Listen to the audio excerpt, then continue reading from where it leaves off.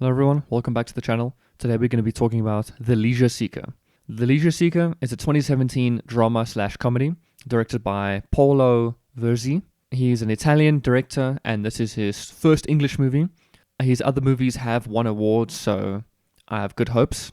I'm going to mention Helen Mirren and Donald Sutherland. They're really the stars of this movie and they've both been in a bajillion movies, lots of them very old because they're old. Helen Mirren is the narrator in Barbie. Link in the description, I've done a review on that. She's also been, surprisingly, in Fast and Furious 8, 9, and 10. I don't know how, but she's in there.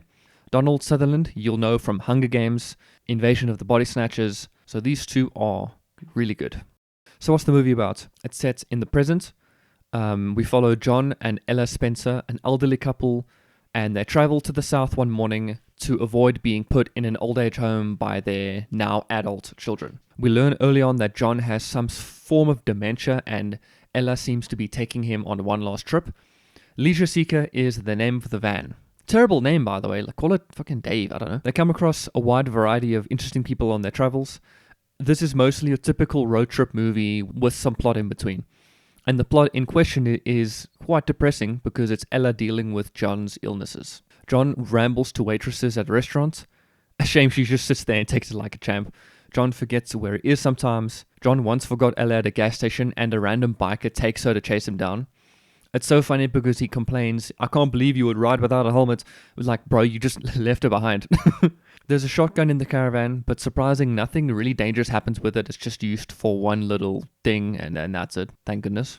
Eventually, John confuses Ella for an old fling, and they chat as if she was that old fling, and he seems to indirectly admit to cheating on Ella while she was pregnant with their children many years ago, like 40, 50 years ago. Awkward. Ella is furious, of course, but she forgives him. They go to a tourist attraction, and this seems to be their intended destination, and the destination that John would have wanted to go all these years ago. It's not what they expected. It's actually worse. Here, Ella passes out and is taken away on a stretcher. Shit, turns out her body is seriously unwell. Good thing her dementia husband is there to break her out of the hospital. Okay. They escape to the caravan, and she then kills herself and her husband.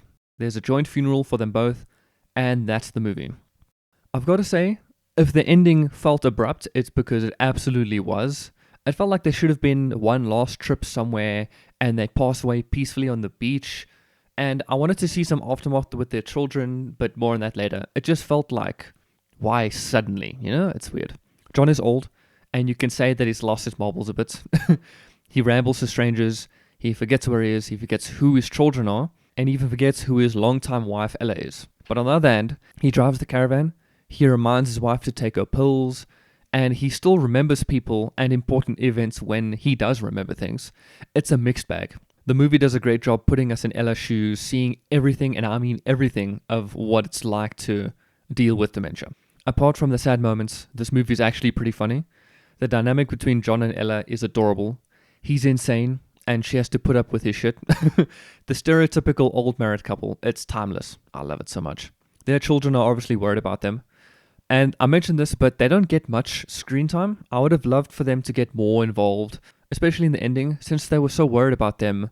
What about now that they're gone? I feel like one last scene where they ruffled through some old things looking at the photos, it would have been like a cherry on top, you know?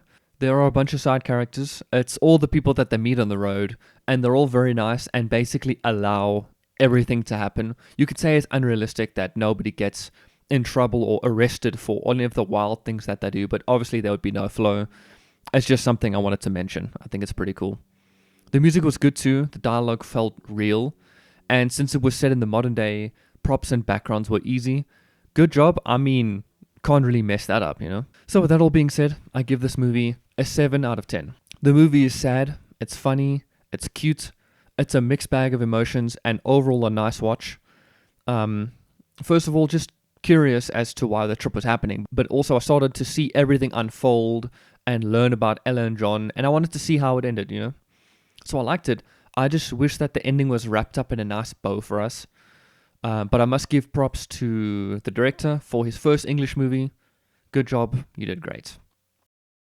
Side rant, I'm curious how difficult it is to work with older actors in movies and shows, obviously there is a high risk of them dying than other young actors during shooting. I mean, some shows have gone on so long that some of the staff have had children. I think they're called like production babies.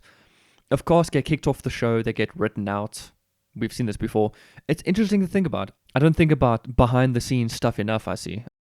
If you like this movie, let me know in the comments. And yeah, that's all. And I'll see you guys next time. Bye.